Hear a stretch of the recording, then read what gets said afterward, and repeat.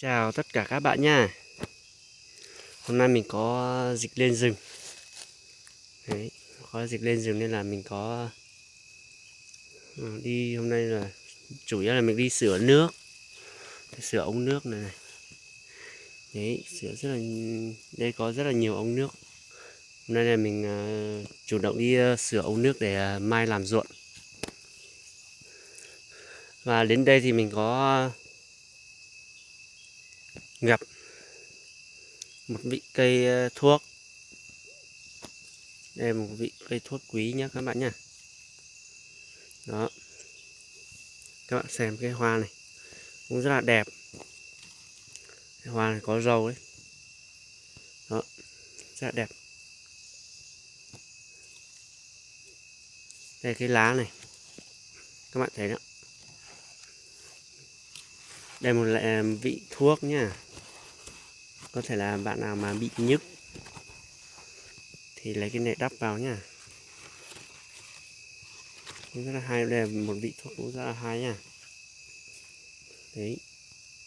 Thật ra ở trên rừng này thì có cũng có nhiều, nhưng mà cái cây này ấy, nó cũng rất là đẹp.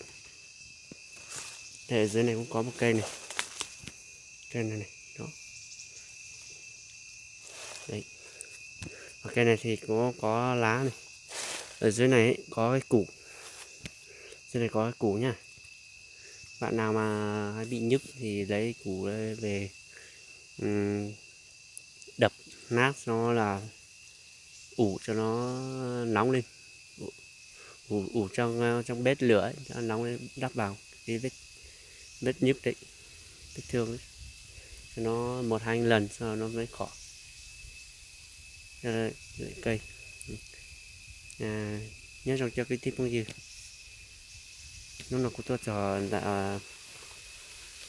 hai giống nào mà cũng bỏ ít cho xua cho nó cho lá hay tiêu hua tánh nó đấy,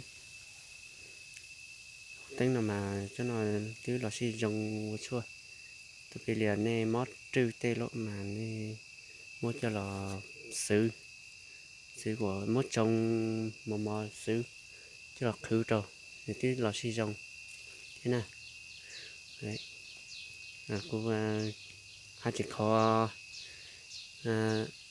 đây có sự hơn nó thế là cũng chỉ cho xem thế để qua khi đi nó cho nên sẽ mua si hạt đồ tỏi cá bé mà cho cá xin chị đồ nè để nhớ dùng nên sẽ được cứ thêm bao gì.